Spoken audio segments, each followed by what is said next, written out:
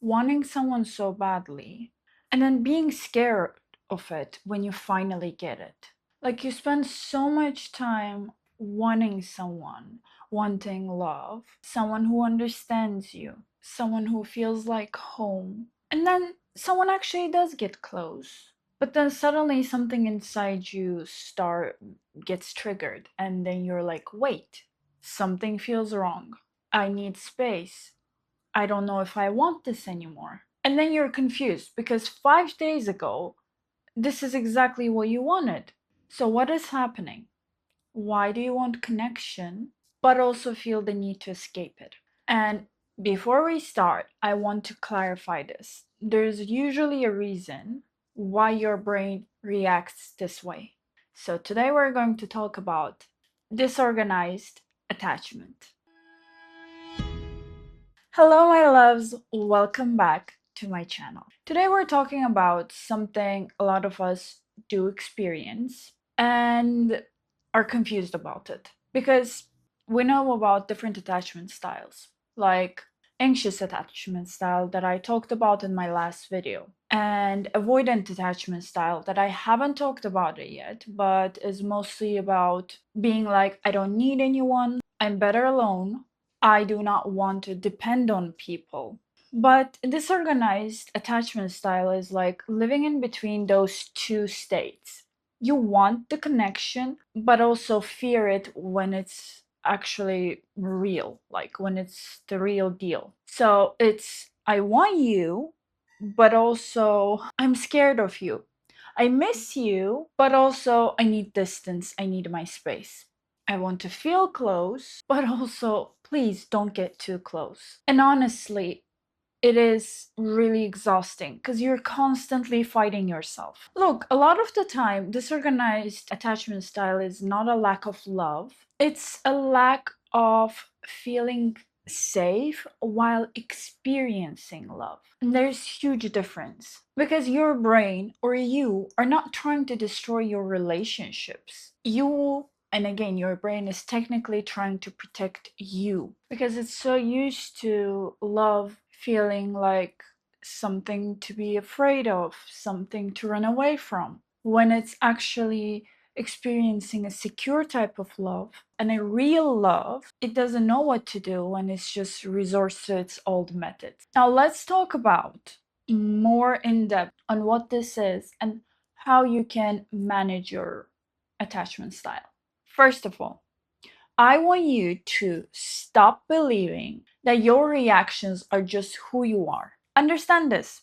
Your attachment style is not your personality. And I think this is where a lot of people get stuck. We as humans, we love identifying ourselves in terms of, for example, zodiacs, in terms of personality traits, in terms of personality archetypes. And the problem with this is that when we identify ourselves as into a one attachment style, that becomes our whole identity. Oh, I'm an avoidant and I need to run away from love. I need to run away from people. No.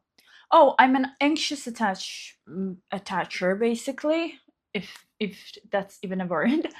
But so I will be stuck to you and I will constantly be anxious because of your reactions.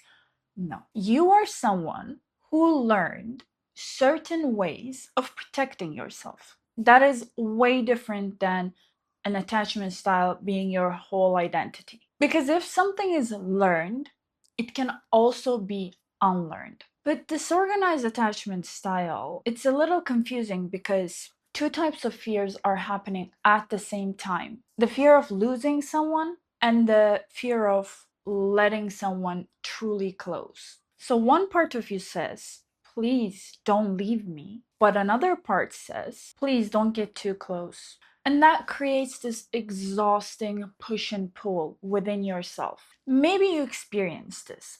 You meet someone, at first, everything feels exciting. You're interested, you're invested, you want their attention, you think about them all the time. But then they start liking you back. They start opening up. They start becoming emotionally available. And suddenly you notice every little thing about that person that annoys you. Suddenly you're questioning every little things about the relationship.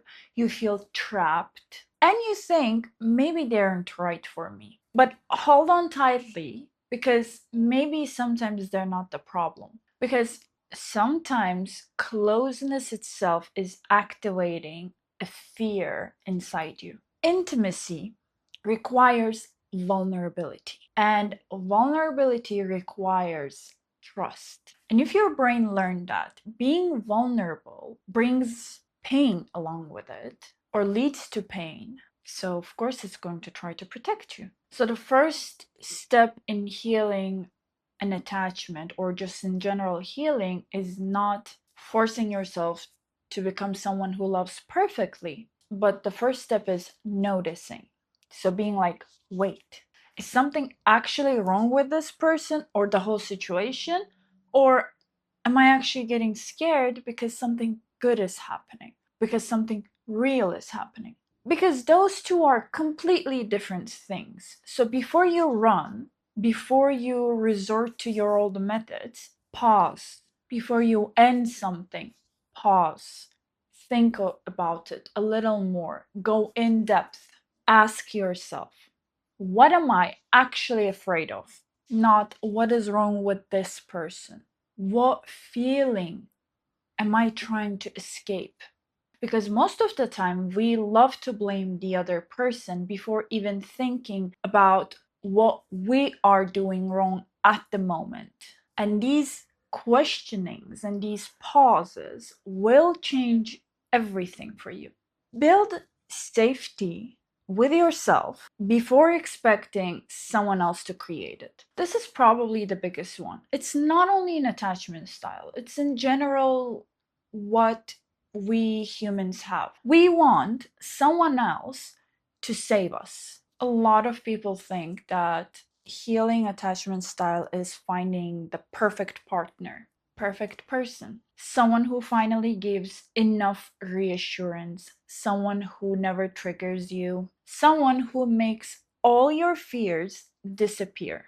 But listen, don't you think that is extreme amount of pressure to put on someone else, another human being? Because even the healthiest person on earth cannot heal a wound that they did not create. Yes, they can help, they can be there for you, but they cannot be the one healing it. They can support you, they can love you, they can guide you. But you also need to learn that you can handle your emotions, you can survive uncertainty, you can calm yourself down. Because the truth is, most of the people with disorganized attachment style are not only afraid of what would happen if I lose someone, they're also afraid of the fact that what would happen inside me if I lose someone. The fear is not always what if they leave. The fear is if they leave,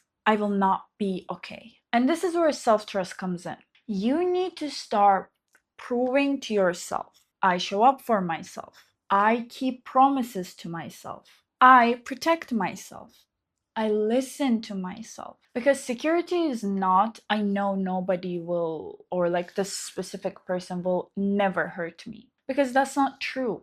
And that is impossible. Security is, I know I will take care of myself if someone hurts me. And honestly, that is such a powerful place to be. Because then love doesn't become a necessity, doesn't become a survival, it just becomes a choice. Learn to stay when your instinct tells you to run. This one is hard because your nervous system can confuse discomfort with danger. Feeling uncomfortable does not always mean something is wrong. Sometimes it means something is unfamiliar. Imagine you spent your entire life living in chaos. Then someone gives you peace. And in the beginning, peace feels uncomfortable. It feels weird. And you're like, why does this feel weird? Because your body, your brain is waiting for the problem. and you're not getting it. And that's why your brain starts looking for something, anything. And also, this is why some people sabotage healthy relationships. Not because they don't want love, but because healthy love requires them to unlearn or stop using those strategies or those methods, survival methods that they learned and always applied and always used. So when you have the urge to run, don't always listen. Take a moment, understand yourself. Be like, okay, I want to run. I want to end this. But why? What is wrong? Journal. And not about the other person, about yourself. Talk it through. Give yourself time. Because most of the time, if you have disorganized attachment, the version of you that wants to run is not your healed self. It is the scared one. And they should not always be making decisions for you. Choose a relationship that helps your healing. So everything I said up until now is great, right? But if you are applying this to someone toxic or a toxic relationship, it's gonna make everything worse. You cannot heal disorganized attachment while you consciously choose people who confirm your fears. It's not that you need to fix yourself so you can tolerate others. No, it's not that you need to heal so you become okay with inconsistency. It doesn't mean accepting people that ignore your needs, disappear. It just means having standards. A healthy relationship should feel like a place where you can finally relax. So look for people who communicate clearly, are consistent, respect your boundaries, and do not make you constantly guess where you stand with them. And also become someone who can communicate instead of testing. Instead of, I'm going to disappear and see if they chase me, try, I'm feeling overwhelmed and I need reassurance. Instead of, I'm going to pretend I don't care, try, I care and that feels vulnerable for me. So the goal here is, I want to make this clear. The goal is to make sure you become someone who can love instead of becoming someone that needs nobody. So, my dears, if you relate to disorganized attachment, I want you to remember this. You're not too much. You're not too complicated. You are not impossible to love. You're just someone who learn to protect yourself. And the fact that you're in this video means that you are now learning a way where closeness does not automatically trigger a danger, a way where love does not feel like a battle, a way where you can finally stop asking, will they leave me? And start asking, do I feel safe being myself here? Because that is the real healing. Not finding someone who proves you are lovable, knowing you already are.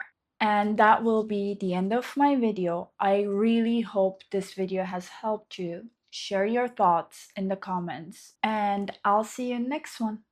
Bye bye.